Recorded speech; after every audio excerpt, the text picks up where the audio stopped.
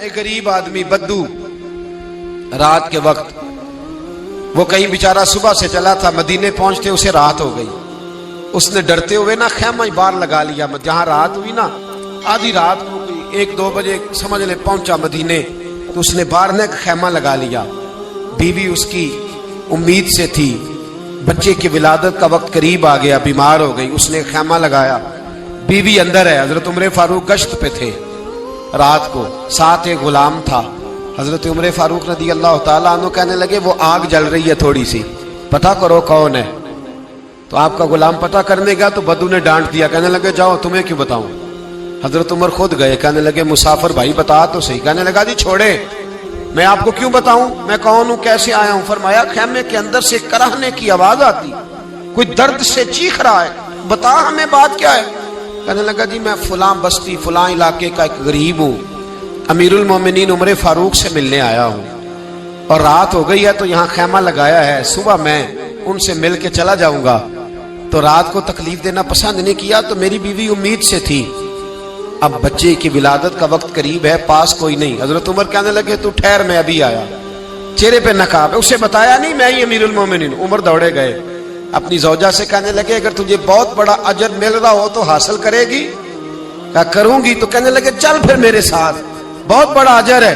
ایک دوست کے ہاں ولادت کا وقت ہے، ضرورت کی چیزیں ساتھ لے لو. اس عورت نے تھوڑے دانے لے لیے، گھی لے لیا. حضرت عمر سے کہنے لگی لکڑیاں اکٹھی کر لیں. امیر المومنین کونسلر کی بات نہیں بتا رہا آپ کو، میں آپ کو ایم پی اے کی بات نہیں بتا رہا، ایم این اے کی بات نہیں بتا رہا، جو 10 گاؤں کو ملا کے چیئرمین بنا اس کی بات نہیں بتا رہا. اس کی بات بتا رہا ہوں جو 22 لاکھ مربع میل کا حکمران ہے. اس کی بات بتا رہا ہوں جو گلی سے گزرے تو شیطان رستہ ہی بدل جاتا ہے. اس کی بات بتا رہا ہوں جس کے بارے میں میرے مصطفیٰ کریم صلی اللہ تعالی علیہ وآلہ وسلم نے فرمایا میرا عمر تو وہ ہے کہ 950 سال حضرت جبریل بھی اس کی شان بیان کرے تو عظمت ختم نہیں ہوتی. اتنا بڑا شخص. حضرت عمر نے لکڑیاں اکٹھی کی، اینٹوں کا روڑے لے کے چولہا بنایا، پہنچ گئے. آپ کی زوجہ کہنے لگی یہ تھوڑے دانے ڈالنے، گھی ڈالنے اور ایک لکڑی لے کے اس کو ہلائیں، تیار کریں. خود زوجہ اندر چلی گئی، حضرت عمر باہر پکانے لگے. وہ بدو کہتا ہے میں اس طرح کا ان کے ساتھ بہیو کرنے لگا جیسے کو کسی چوکیدار کے ساتھ نہیں کرتا. میں نے سمجھا یہ عمر نے چوکیدار رکھے آنے جانے والے مہمانوں کا.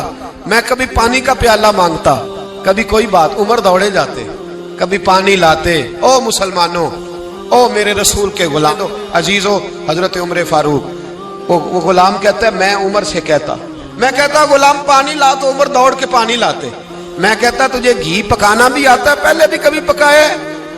تو عمر فرماتے کوشش تو کر رہا ہوں. میں کہتا پہلے بھی کبھی تیری بیوی نے یہ کام کیا ہے؟ تو حضرت عمر کہنے لگے مجھے یاد نہیں، پوچھ کے بتاؤں گا. کہتے ہیں کیا رنگ تھا، کیا انداز تھا، کیا مصطفیٰ کی تربیت تھی، کیا انداز حضور نے سکھائے غلاموں کو. یہ کس طرح کا امیر ہے کہ یہ ہنڈیاں پکا رہا ہے، پھونکے مار رہا ہے ایک غریب کے لیے، دیہاتی کے لیے جسے جانتے بھی نہیں.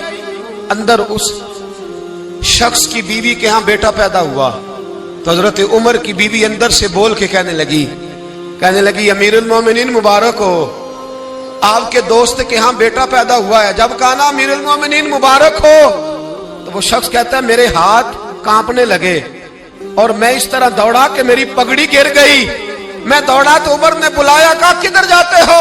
کہنے لگا آپ امیر المومنین ہیں، آپ امیر المومنین، آپ عمر ہیں. کیسر و کسرا جس کے نام سے کانپے آپ وہ ہیں جسے مصطفیٰ نے دعا مانگ کے اللہ سے مانگا، وہ والے عمر ہیں آپ. جس کے لیے علی المرتضیٰ فرماتے ہیں میں روز دعا کرتا ہوں، وہ والے عمر ہیں. جس کے بارے میں ابو بکر صدیق نے فرمایا تھا کہ میں اللہ سے کہوں گا مولا جو تیرے محبوب کی امت کے حق میں سب سے بہتر تھا میں اسے خلیفہ بنا کے، وہ والے عمر ہیں. عمر امیر المومنین کی بیوی وہ تو خاتون اول ہوتی ہے، وہ تو ملکہ ہوتی ہے، اور تیری بیوی دائی بن کر ایک غریب کے بچے کے پاس بیٹھی رہی ولادت کے وقت.